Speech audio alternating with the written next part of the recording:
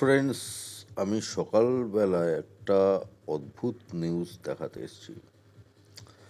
তো নিউজটা তোমরা দেখতেই পাচ্ছ। কৃষ্ণনগর এলাকায় নামী কোম্পানির বিড়ির ভেতর লোহার পেরেক। তো একজন ব্যক্তি বিড়ি খাচ্ছিল। এবার সেই বিড়িটা ধরিয়েছে আর বারবার নিভে যাচ্ছিল। এবার সেই বিড়িটার ভেতর দেখে একটা পেরেক। ঠিক আছে, তো এইটাই নিউজ আমি দেখাচ্ছি। আমি লোকটার বক্তব্য শোনাচ্ছি, লোকটা কি বলছে।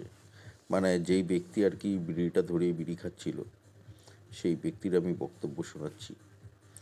ঠিক আছে, তোমরা শোনো তার বক্তব্য। আমার নাম মধু মধু কি লাহা। কি হয়েছিল ঘটনাটা?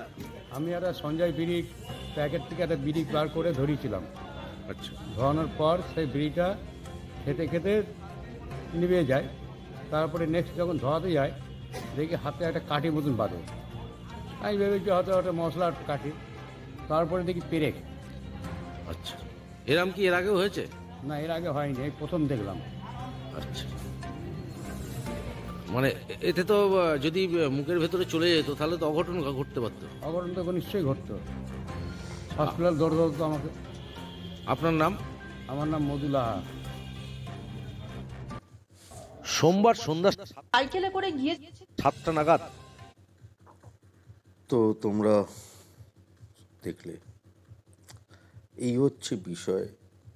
আমি নিউজটা পেলাম, একটা অদ্ভুত লাগলো আমার নিউজটা। তো সেই কারণে আমি দেখাতে আসলাম সবাইকে। তো এই বিষয়ে কারোর কিছু যদি বক্তব্য থাকে কমেন্টস করতে পারো।